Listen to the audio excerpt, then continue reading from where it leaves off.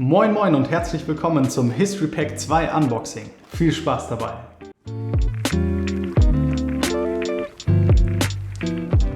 Ich habe heute ein Paket von Blackfire und LSS bekommen mit einer deutschen Box History Pack 2. Wie cool ist das denn? Vielen Dank dafür.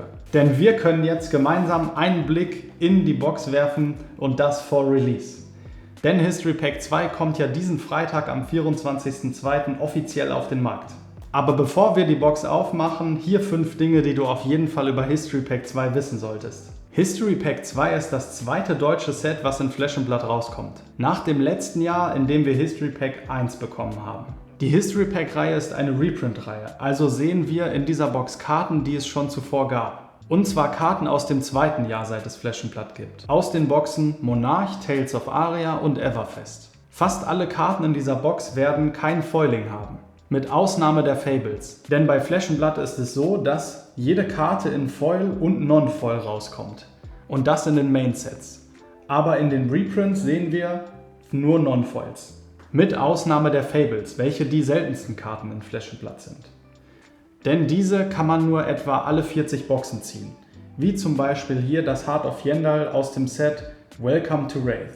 Und das erkennt man hier unten an dem Diamantensymbol.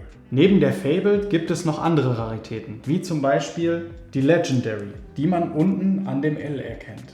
Dann gibt es noch Majestics, die man an dem roten M unten erkennt, Rares, die man an dem blauen R erkennt und Commons, die man an dem grauen K unten erkennt. Anders als in History Pack 1 sehen wir im History Pack 2 keine Marvels. Und Marvels sind wirklich total cool. Also das ist etwas, was ich gerne gesehen hätte. Und zu guter Letzt markiert History Pack 2 den Punkt, ab dem alle neuen Main-Sets auch auf Deutsch rauskommen werden. Wie zum Beispiel das anstehende neue Set Outsiders. Jetzt aber genug gequatscht, legen wir los. Also, ich bin wirklich aufgeregt. Und los geht's.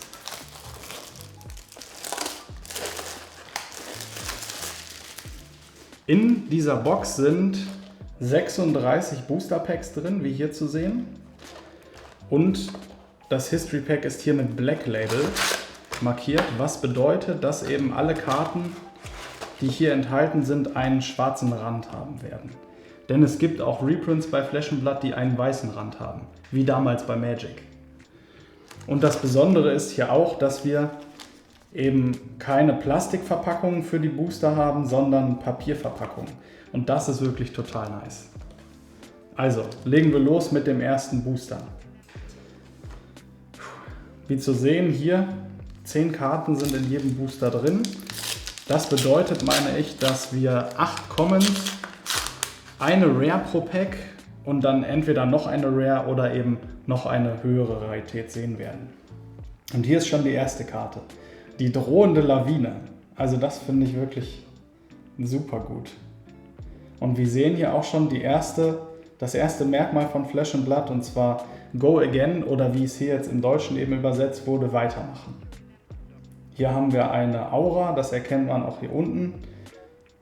Einfach, ich bin total gespannt, was wir noch alles sehen werden. Das sind jetzt alles Karten hier aus Tales of Aria. Erweckung des Waldes, finde ich auch gut. Alles Karten, die man fusen kann, oder wie es hier im Deutschen jetzt heißt, fusionieren. Erdefusion. Die klirrende Vereisung, eine Karte, die wir hier eben schon auf Englisch gesehen hatten. Chilling Ice Vein, klirrende Vereisung, ist, finde ich, auch gut gelungen. Eine Arrow-Karte, also eine Waldläuferaktion, ein Pfeilangriff. Und zwar steht hier jetzt Eisfusion, also man kann diese Karte mit einer Eiskarte fusen, indem man eben diese von der Hand vorzeigt, und dann hat sie noch einen Zusatzeffekt. Und der heißt eben, falls klirrende Vereisung fusioniert wurde, immer wenn ein Angriff in diesem Zug einen Helden Schaden zufügt, wirft er eine Karte ab, es sei denn, er bezahlt eine Ressource. Und das Ressourcensymbol sieht man eben hier, genauso wie auch hier oben links. Denn das bedeutet eben, dass man diese Karten für unterschiedliche Zwecke einsetzen kann. Jeder, der schon länger bei Flesh & Blood dabei ist, weiß das natürlich, aber für alle, die noch neu dabei sind, ist das hier oben eben doch sehr interessant. Also man sieht hier oben, man kann 2 Ressourcen generieren, Die Karte kostet mich 3 Ressourcen, das ist hier oben rechts. Hier unten sieht man eben den Blockwert der Karte, das ist in diesem Fall 3. Und den Angriffswert, das ist hier unten links bei der Pfeilspitze, jetzt hier in diesem Fall die 6. Dann haben wir eine Karte aus Everfest, Stöbern. Super cool. Zaubereraktion. Oh, und dann haben wir eine Karte aus Monarch, den Herold des Schutzes. Und das ist hier eben auch interessant jetzt als Trugbild übersetzt. Wenn gegen dies mit einer Nicht-Illusionisten-Angriffsaktionskarte mit 6 Angriff oder mehr verteidigt wird, zerstöre dies und schließe die Kampfkette. Super. Auch noch eine Karte aus Monarch, die Zwergenstärke. Total cool. Also, um das vielleicht noch mal kurz zu zeigen, ich habe hier noch Karten aus History Pack 1 liegen. Das ist hier eben der Unterschied, den wir jetzt sehen in der Übersetzung auch. Denn da hat ja Legend Story Studios wirklich mit Hochdruck dran gearbeitet, dass hier von dem ersten History Pack zum zweiten History Pack schon Verbesserungen entstehen können. Und da haben sie sich eben jetzt entschieden, dieses Keyword Go Again hier im Deutschen auf Weitermachen zu ändern. Genau. Dann lege ich den Kantengreifer mal eben beiseite und wir schauen uns die nächste Karte an. Und da haben wir schon den ersten Helden, Briar. Elementar-Runenklinge-Held Jung. Also dies ist ein Held, den man im Blitzformat einsetzt. Und jetzt die Übersetzung finde ich auch klasse hier. Essenz von Erde und Blitz. Dein Deck kann Erde und Blitzkarten enthalten. Wenn das erste Mal in einem Zug eine Angriffsaktionskarte, die du kontrollierst, einem gegnerischen Helden Schaden zufügt, erzeuge einen Spielstein namens Verkörperung der Erde. Wenn du das zweite Mal in einem Zug eine Nicht-Angriff-Aktionskarte spielst, erzeuge einen Spielstein namens Verkörperung des Blitzes. Also finde ich es super gut gelungen. Oh, und wir haben schon die erste Majestic hier. Donnersteppe Kanalisierung. Weitermachen. Blitzaktion Aura. Auch gut gelungen, finde ich. Und unsere Rare, die Unheiligen Riten, auch eine Karte aus Monarch. Und hier auch eine Übersetzung, die wir jetzt das erste Mal sehen, die Blutschuld. Während unheilige Riten in deiner Verbannungszone ist, zu Beginn deiner Endphase verlierst du ein Leben. Wow, okay. Haben wir schon mal einen ersten Eindruck bekommen. Und dann machen wir gleich weiter mit dem zweiten Pack.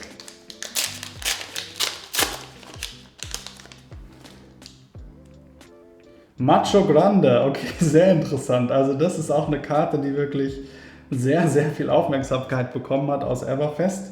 Und die ist hier mit dem Namen eben übernommen worden, was ich auch finde super passt.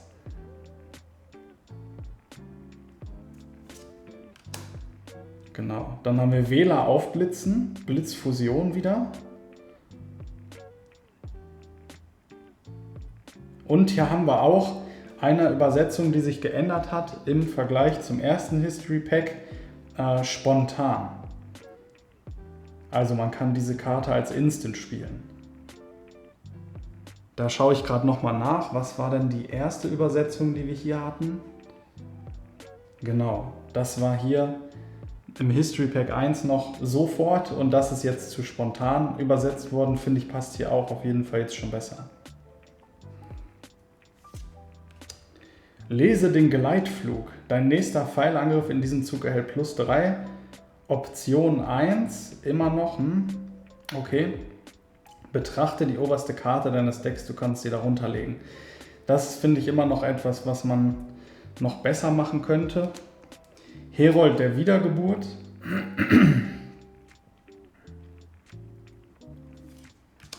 Dick auftragen. Dick auftragen, das ist auf jeden Fall gut gelungen. Während Dick auftragen gegen eine Angriffsaktionskarte mit Kosten 0 verteidigt, hat sie +2 Verteidigung. Dann haben wir den wilden Ritt. Die Rolling-Aktion. Schreibt mir doch mal in die Kommentare, was ihr vom Rolling haltet. Also hier nochmal als Vergleich. Der Wüstling, so hieß er ja noch im History Pack 1, ist jetzt zum Rolling geworden. Also ich muss wirklich ein bisschen schmunzeln dabei, weil ich nicht wirklich weiß, ob das eine Verbesserung ist. Aber auf jeden Fall Eine witzige Karte. Und dann haben wir die Sprengladung. Nimbus der Illumination. Das ist eben hier auch wieder spontan. Wow, und schon die nächste Majestic. Rambolzen. Pfeile können nur aus dem Arsenal gespielt werden und nur falls du einen Bogen kontrollierst. Waldläufer-Aktion. Und das Eisbeben hier als Rare. Oh, also wirklich spannend hier zu sehen, wie diese Karten jetzt geworden sind. Schreibt mir doch mal in die Kommentare, was denn eure Lieblingskarten aus dem ersten History Pack waren. Ich habe hier meine auf jeden Fall liegen, meine Lieblingskarte aus History Pack 1, die zeige ich gleich nochmal. Biss des Winters, Gletschertritt,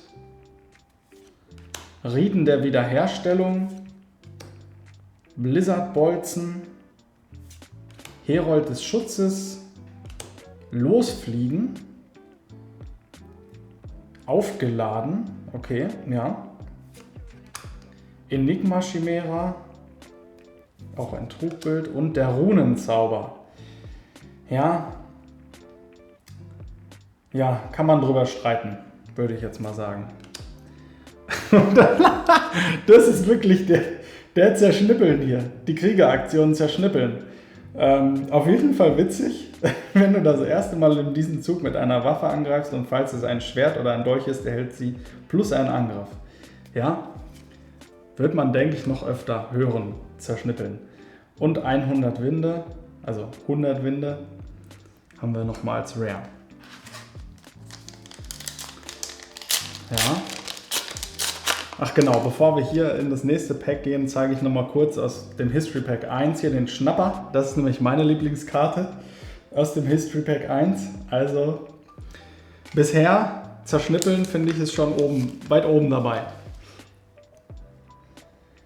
Dann haben wir Standhalten, Wächter spontan, okay. Bindender Demigon. Wieder eine Karte mit Blutschuld. Ermüdungsschuss. Wenn Ermüdungsschuss einen Helden trifft, wird die Basisangriff der ersten Angriff-Aktionskarte, die er in seinem nächsten Zug spielt, halbiert. Aufgerundet. Ja, finde ich auch gut. Knochenhof-Marodeur.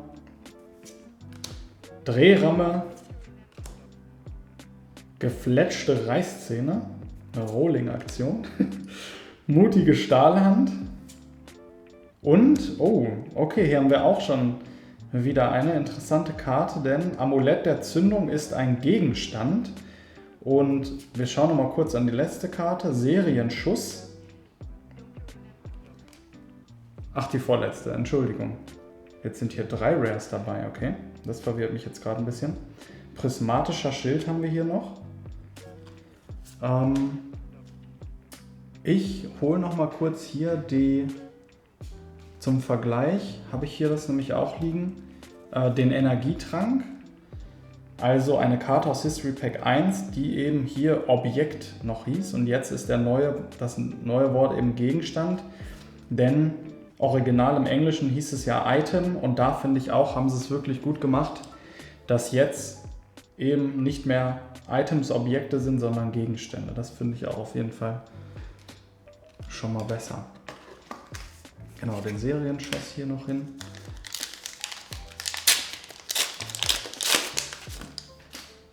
So, und weiter geht's. Blitzspannung, Überladen, Realitätsriss, Gletschertritt, Enigma Chimera, gefletschte Reißzähne, Klingenläufer, seismische Woge, T-Bone, hier auch ein Name, der aus dem Englischen übernommen wurde, finde ich passt auch gut. Und unheilige Riten als zweite Rare. Wie findet ihr denn bisher die Übersetzung? Also da bin ich wirklich total gespannt, eure Kommentare zu lesen. Griff des Winters, Verdunklung der Existenz, Schatten spontan. Runtermachen. Okay, da bin ich sehr gespannt auf die Kommentare. Ist ja eine Karte, die jetzt verboten wurde.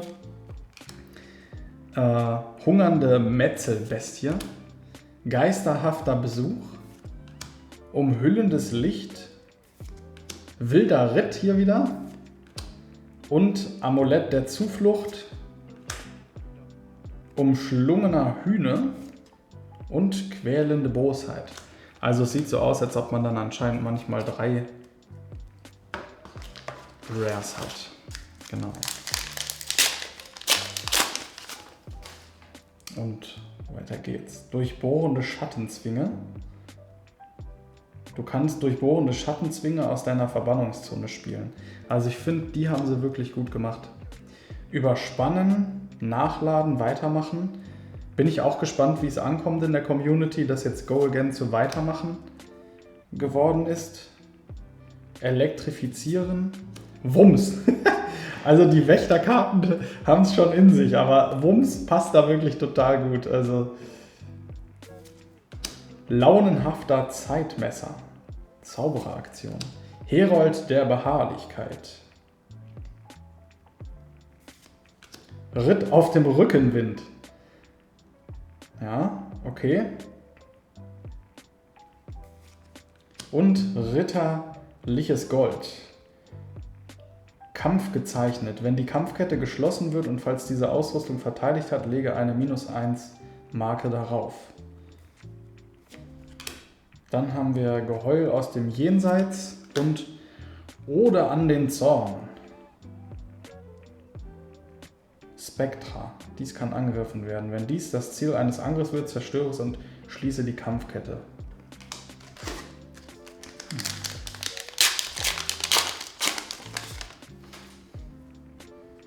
Drohende Lawine haben wir hier wieder. Dornenfunken. Erdefusion. Verblitzung. Elektrifizieren. Also man merkt das natürlich, desto mehr Packs man aufmacht, desto mehr bekommt man noch doppelte Karten. Fantastisches Aufpeitschen. Herold der Verheerung. Drehramme. Oh, eine Majestic. Äthervene des Krakens. Einmal pro Zug spontan. 3 Kosten. Füge einem gegnerischen Zielhelden einen Arkanschaden zu. Ziehe eine Karte für jeden auf diese Weise verursachten Arkanschaden. Und dann haben wir hier Immergrün und zu Brei verarbeiten. Oh Mann, ich liebe die Rolling-Karten jetzt schon.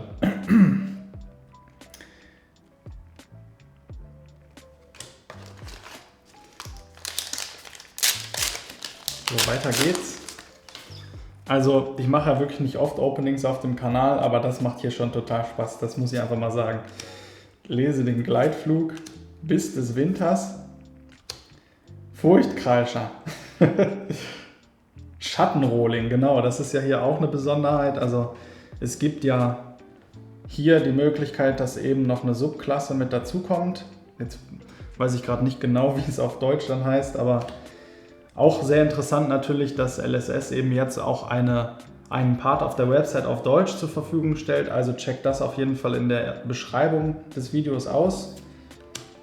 Fantastisches Aufpeitschen, Illuminieren, expressives Leuchten, Immerwuchs Helmzieher, okay, Erdeausrüstung Kopf,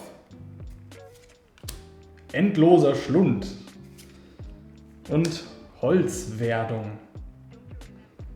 Falls Holzwerdung fusioniert wurde, erhält es +2. Also da könnte man auf jeden Fall noch mal ein bisschen ran, finde ich. Aber man muss ja auch dazu sagen, dass eben History Pack 2 schon Verbesserungen dabei hatte, aber das Produkt eben jetzt hier auch noch Änderungen dabei hat, die wir wahrscheinlich dann in History Pack 1 in dem Blitzdeck sehen werden, weil diese eben auch noch zu einem späteren Zeitpunkt übersetzt wurden. Also manche Sachen können hier in History Pack 2 dann doch noch manchmal etwas komischer sein, als wir das vielleicht dann in den Blitzdecks sehen werden. Genau, die haben wir auch schon gesehen und man merkt das natürlich hier auch, also man sieht manche Karten auch häufiger bei Flesh and Blood, weil die eben hier auch unterschiedliche Pitch-Werte haben, also Blau und Rot sieht man hier jetzt, mit Rot eben eine Ressource und Blau gibt 3 Ressourcen. Unirdisches Gerohl. Mutige Stahlhand, Enigma Chimera, die haben wir auch schon ein paar Mal gesehen. Hungernde Metzelbestie. Also Wahnsinn, ich finde, das ist wirklich gut gelungen, die Namen. Levia hier, wieder ein Held, Schatten-Rohling-Held. Sieht doch wie ein klassischer Rohling aus, oder? Levia, solange es deine Endphase ist und falls in diesem Zug eine Kette mit 6 Angriff oder mehr in deine Verbannungszone gelegt wurde, verlieren Karten, die du besitzt, Blutschuld. Ich lege doch mal raus. Oh, wunderbar. Das ist wirklich eine gute Majestic hier, die wir jetzt gezogen haben. Selbstsichere Ausstrahlung. Also total gut. Wahnsinn, da bin ich richtig froh, dass wir die gezogen haben. Und dann haben wir den hammermäßigen Spaß. Den haben wir sowieso. Also Wahnsinn. Cool. Falls hammermäßiger Spaß aus dem Arsenal gespielt wird. Also ganz ehrlich, da macht es doch jetzt schon Spaß, wenn man dran denkt, wie man mit den Karten spielen kann.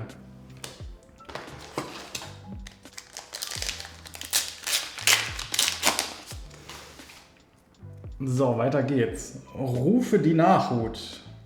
Einmal pro Zug spontan. Ja, das sind wir. Stärke von Sequoia. Schockpfeil. Aufwallen der Erde. Geisterhafter Schleier. Furchtkreischer. Grenzlandscharmützel. Und den Traumweber. Zauberbann 1. Falls deinem Helden Arkanschaden zugefügt wurde, kannst du Traumweber zerstören, um einen Schaden davon zu verhindern. Und eine weitere Majestic, Mikroprozessor.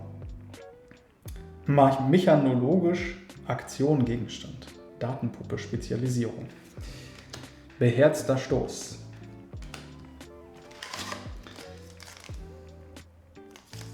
Schreibt auch gerne mal in die Kommentare, ob ihr neu bei Flesh & Blood seid oder ob ihr schon länger Flesh & Blood spielt.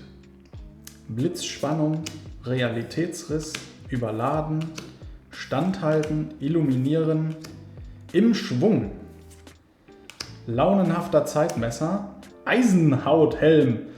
Okay, also, ja, gut, das finde ich jetzt noch nicht so gut gelungen. Prismatischer Schild und Emeritus-Schelte. Füge einem Zielhelden 2 Arkanschaden zu.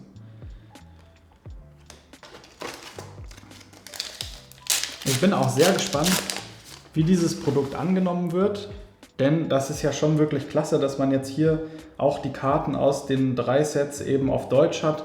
Also ich freue mich da schon total drauf, mit meinen Freunden dann jetzt hier auch auf Deutsch spielen zu können. Verheddern. Schädelkreischen. Zwergenstärke, also total klasse. Die Karte finde ich auch super. Herold des Kriegsgesangs. Doppeltornado. Totholzpolterer. Finde ich auch gut. Eisenhautfaust. Eisflechtung und Phantasmifizierung. Schon ein Zungenbrecher.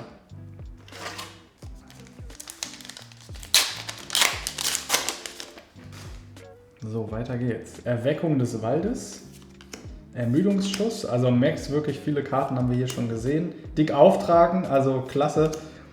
Das finde ich auch gut. Heranzoomen. Geisterhafter Besuch. Hier wollte ich gerade nochmal gucken. Wenn du mit Heranzoomen angreifst, Option X. Ja. Lasst mich mal wissen, was ihr halt zu der deutschen Übersetzung von Ob denkt. Ich finde das noch ein bisschen fragwürdig. Mal des Blitzes zu Brei verarbeiten. Ich lege das auch mal raus. Also das ist auf jeden Fall eines meiner Highlights, zu Brei verarbeiten. Komm, jetzt tue ich noch mal ein bisschen zur Seite, dann haben wir wieder Platz. So, Gletschertritt, durchbohrende Schattenzwinge, Schockpfeil, expressives Leuchten, geisterhafter Schleier, wilder Ritt, Erleuchtung suchen und Oldhim, Großvater der Ewigkeit. Da ist er. Essenz von Erde und Eis. Einmal pro Zug Verteidigungsreaktion. Falls auf diese Weise eine Erdekarte gepitcht wird, verhindere die nächsten 2 Schaden, die Oldhim in diesem Zug zugefügt würden. Falls auf diese Weise eine Eiskarte gepitcht wird, legt der angreifende Held eine Karte aus seiner Hand auf sein Deck. Lasst mich mal wissen, was ihr von Oldhim Großvater der Ewigkeit haltet. Pitchen ist, finde ich, auch gut, dass sie das beibehalten haben. Also, dass das jetzt so auch für alle Sprachen dann gilt. Blitzflechtung haben wir hier noch und den Serienschuss wieder. Also ich bin auch schon sehr gespannt, wie die anderen Helden, die uns hier noch erwarten, aussehen werden. Aber wahrscheinlich werden wir nicht alle ziehen. Also finde ich schon mal cool, dass wir Oldhim bekommen haben. Eisige Begegnung. Rissbindung. Heranzoomen. Erleuchtung suchen. Umhüllendes Licht. Illusionsverschmelzung. Arkane Laterne. In der Nebenhand. Okay. Ja gut, in der Nebenhand kriegen wir das hier, die arkane Laterne. Und Emeritus-Schelte und Blitzschmetterung. Also bisher bin ich wirklich zufrieden. Natürlich gibt es hier und da noch Sachen, die man verbessern kann, aber den Wumms hier, der macht mich schon wieder froh. Den Wumms lege ich auch auf jeden Fall raus hier für unsere Highlights.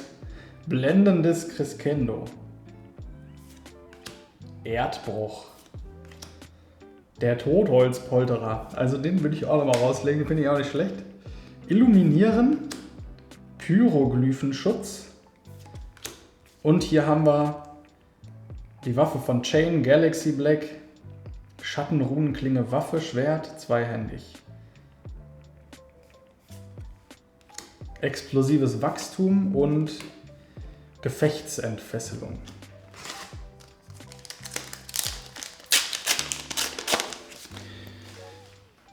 So, Berührung des Herbstes, Schädelkreischen. Also ich hoffe nicht, dass ich hier bei den doppelten Karten euch zu sehr langweile.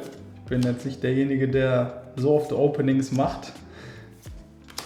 Aber ich denke, dass wir hier schon alle wirklich einen super Einblick jetzt bekommen in dieses Produkt. Talisman der Kriegsführung. Oh, und Zauberbuch der Ernte. Das finde ich ist auch gut gelungen. Wieder eine Majestic. Quellende Bosheit. Also, ich denke auf jeden Fall, dass hier History Pack 2 auch wieder helfen wird, noch mehr Leute aus der deutschen Community dazu zu bringen, auch mal das Spiel auszuprobieren. Ich denke, dass das einfach alles in allem wirklich eine gute Sache ist. Und Tilten. Würfe einen 6-seitigen Würfel. Falls das Ergebnis 4, 5 oder 6 ist, erhält die nächste Rolling-Angriff-Aktionskarte, die du in diesem Zug spielst, +5. Gespenst der Leere. Du kannst Gespenst der Leere aus deiner Verbannungszone spielen. Losfliegen. Beil des Körpers.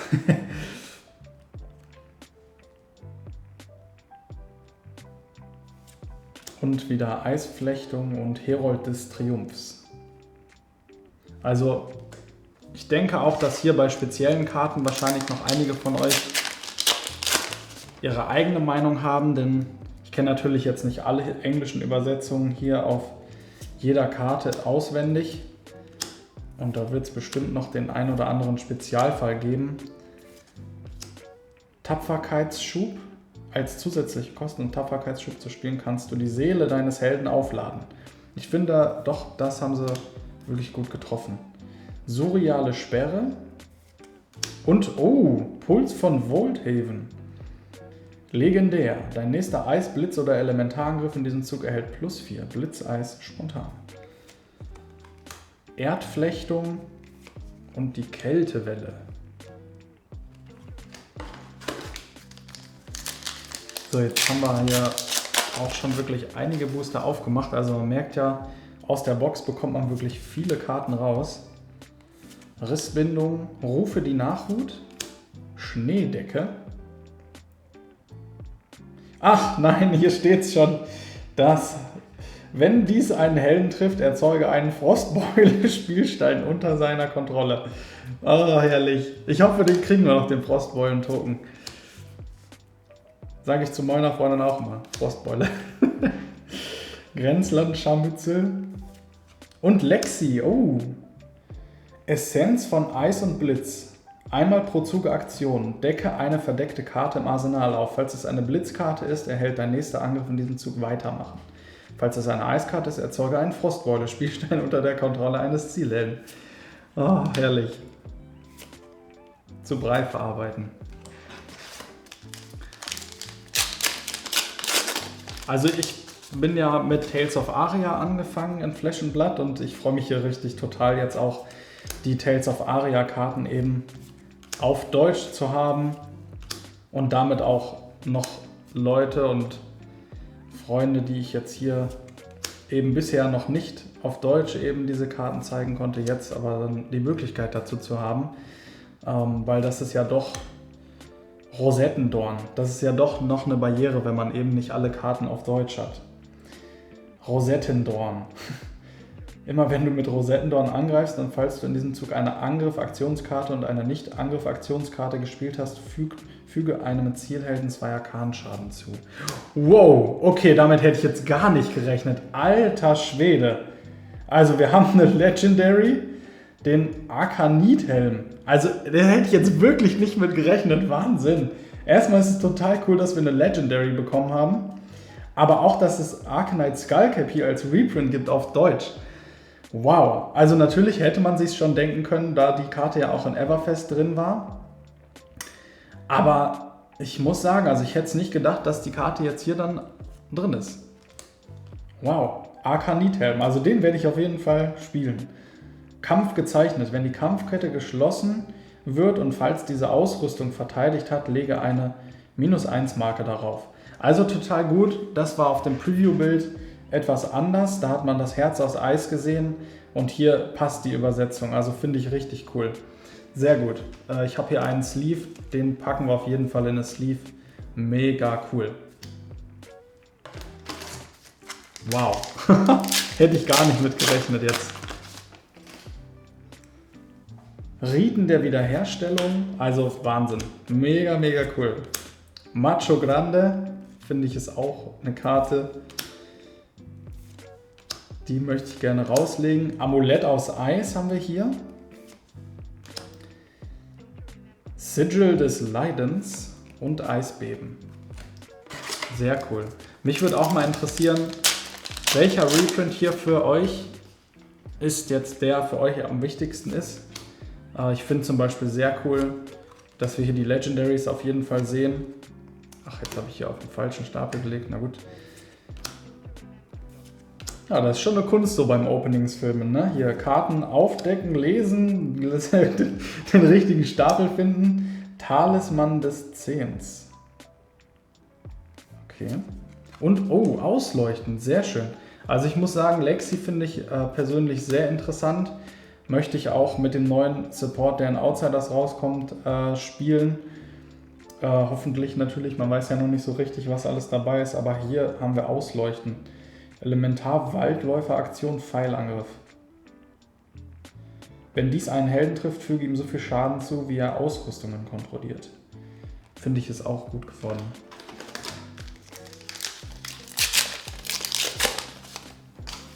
So, weiter geht's. Arkanes Knistern. Wir kommen so langsam zum Ende der Box.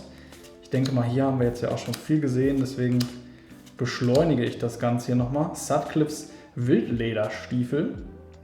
Angriffsreaktion, genau, das ist auch noch etwas, was sich hier verändert hat. Das gucken wir uns gleich nochmal an.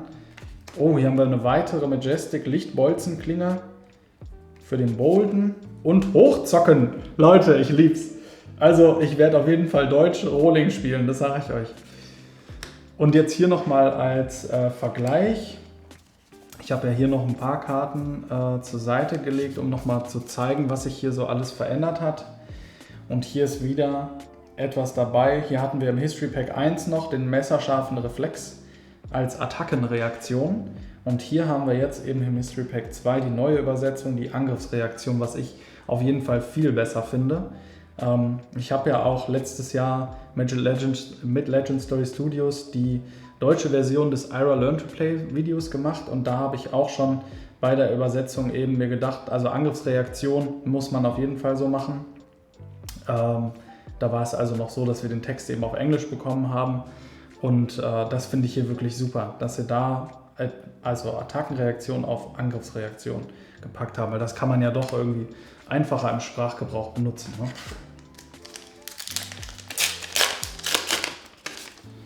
So, weiter geht's. Ich verlinke auch natürlich in der Videobeschreibung und in den Infokarten die Videos. Also das heißt das deutsche Ira Learn to Play Video. Wir haben ja auch, hier haben wir erstmal den Chain. Chain, der Schattengebundene. Finde ich, ist auch gut gelungen. Einmal pro Zugaktion erzeuge einen Seelenfesselspielstein. Deine nächste Runenklinge oder Schattenaktion in diesem Zug erhält Weitermachen. Finde ich, ist auch gut. Und der hammermäßige Spaß, der darf natürlich nicht fehlen. Genau, also wir haben ja auch letztes Jahr das History Pack 1 auf Deutsch aufgemacht, aber seitdem habe ich auch auf dem Kanal eben weitere deutsche Videos gemacht, also gerade jetzt in den letzten Wochen, da haben wir auch 2 Gameplay-Videos gefilmt, also für alle Anfänger, die jetzt hier auch gerne mal schauen möchten, wie man denn Flesh and Blood spielt, haben wir da auf jeden Fall schon mal was mit dabei. Amulett des Echos, und hier haben wir eine weitere sehr interessante Majestic, Schwelgen im Runenblut. Zerstöre zu Beginn deiner Endphase alle Runenzauber, die du kontrollierst. Und ich finde auch im Zusammenhang hier passt der Runenzauber wirklich gut. So.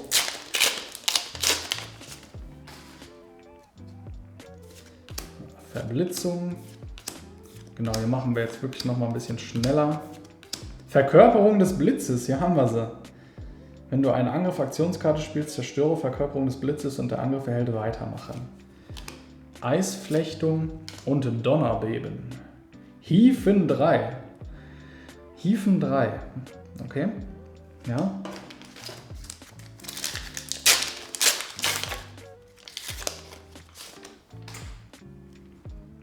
Arkanes Knistern. Schneedecke. Wähler aufblitzen. Die hatten wir alle schon. Da haben wir hier die Titanenfaust. Falls deine Pitchzone eine Karte mit Kosten 3 oder mehr enthält, erhält Titanenfaust +1. So, jetzt kommen wir hier zu den letzten Packs. Ein paar haben wir noch. Die haben wir alle schon gesehen. Also man merkt auf jeden Fall hier, denke ich, da haben wir die Frostbeule, nice. Karten und Fähigkeiten kosten dich zusätzlich eine Ressource, um sie zu spielen oder zu aktivieren. Und noch eine Majestic, Endloser Winter. Also ich bin schon sehr gespannt auch, welche Majestics hier uns als Reprint fehlen werden. So, weiter geht's. Ich meine, wir haben jetzt noch 5, 6 Stück hier mit denen zusammen. Also ich denke, wir haben ja auf jeden Fall schon wirklich sehr coole Karten gezogen, gerade auch die Legendary, das hat mich eben total umgehauen. Knochenhof Marodeur, Blutstropfen Brokat, Zerschnibbeln. Auf jeden Fall, die lege ich auch mit raus. Also ich weiß nicht, wie es euch geht, aber Zerschnippeln ist jetzt schon einer meiner Favoriten. Eisige Begegnung. Surreale Sperre. Hier haben wir wieder ein Amulett. Also es sieht so aus, da wo als letztes der Common Slot ist. Kann hier ab und zu halt auch noch ein Everfest Item mit dabei sein.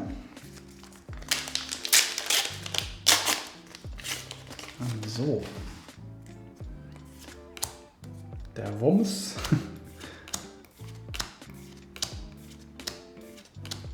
Ultramarin. Aktion.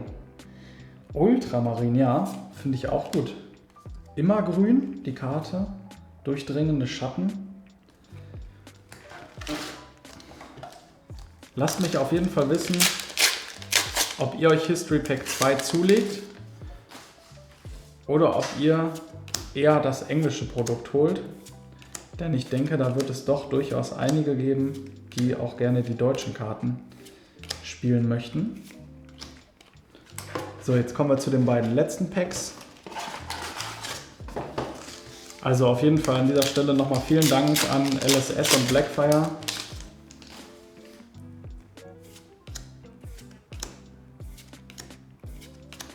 Zwergenstärke, Drehramme, Bolton. Hier haben wir nochmal einen Helden. Falls du in diesem Zug aufgeladen hast, haben Angriffe, die du kontrollierst, plus ein Angriff, während gegen sie mit einer Angriff-Aktionskarte verteidigt wird. Und wow, nice! Also auf jeden Fall ein super Reprint. Total nice. Frostsee-Kanalisierung. Karten und Fähigkeiten kosten Gegner zusätzlich eine Ressource, um sie zu spielen oder zu aktivieren. Hasse ich richtig, wenn ich falsch spiele. Und Spannung lösen. Wow, das hat mich nochmal richtig gefreut. Dann kommen wir jetzt zum letzten Pack. Schauen wir mal, was uns da noch erwartet. Hat mich auf jeden Fall gefreut, dass ihr hier zusammen mit mir diese Box aufgemacht habt. Und bin auch sehr, sehr gespannt auf eure Kommentare zu dem Set. Iris der Realität. In deiner Aktionsphase sind Illusionist-Auren, die du kontrollierst, Waffen mit Basis Angriff 4. Und dann haben wir nochmal Serienschuss und Phantasmifizierung. Wow, also ich bin total umgehauen von dem Set. Habe mich richtig darüber gefreut, das auch zusammen mit euch hier aufmachen zu dürfen. Und bin jetzt sehr, sehr gespannt auf eure Kommentare. Aber ich habe ja am Anfang des Videos auch gesagt, bleibt noch dabei, denn es gibt noch eine Überraschung.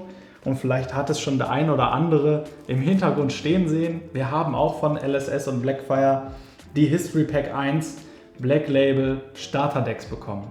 Und diese werden wir auch in den nächsten Tagen zusammen aufmachen. Also alle 6 zusammen.